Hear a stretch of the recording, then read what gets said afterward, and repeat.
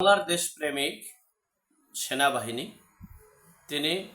তারা এনসিপির March two গোপালগঞ্জের যে লং মার্চের আয়োজন করেছে। সেখানে প্রতিপক্ষ পক্ষ বিপক্ষ হামলার সংঘর্ষ ঘটে। সেই সংঘর্ষে কেন্দ্র করে সেই দেশপ্রেমিক সেনাবাহিনী যারা নিয়োজিত হন, নিজের জীবনের বিনিময়ে হলেও দেশের জনগণকে রক্ষা করবে, দেশকে রক্ষা করবে, দেশের মাটি ও মানুষকে রক্ষা করবে।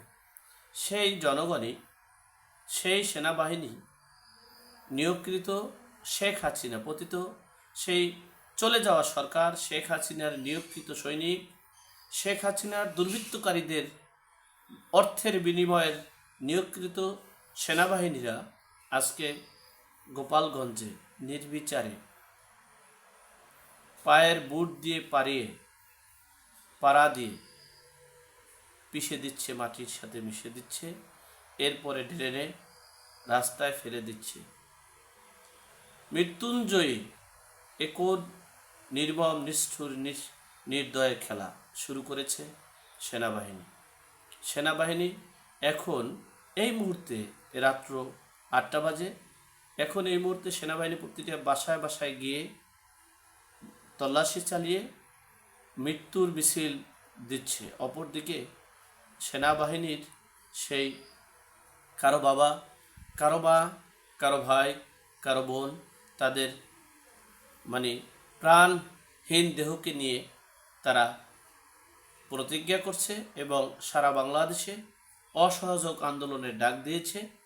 সকলে দেশ রক্ষার জন্য 1971-এর চেতনা, 1971-এর মহান মুক্তিযুদ্ধকে বাস্তবায়ন করার জন্য দেশটা পরাজিত শক্তির হাতে, আলবদর আল শামসের হাতে চলে গেছে।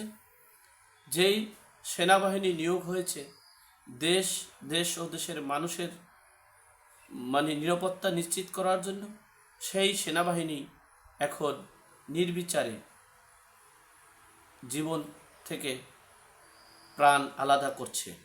আর সেজন্যই বাংলাদেশের এই গোপালগঞ্জবাসীরা সারা বাংলাদেশের জনগণকে অসহযোগ আন্দোলনে অংশগ্রহণ করার জন্য আহ্বান করছে। আমরা সেটাই গণমাধ্যম, ফেসবুক, ইন্টারনেট সকল প্ল্যাটফর্মে আমরা জানতে পেরেছি। আমরা এই অসহযোগ আন্দোলন, গৃহযুদ্ধ, আমরা এই স্বপ্নপুরী মৃত্যুঞ্জয়ী, এ কেমন খেলা? একজন মানুষকে হত্যা করতে পারে? আমি জানি না।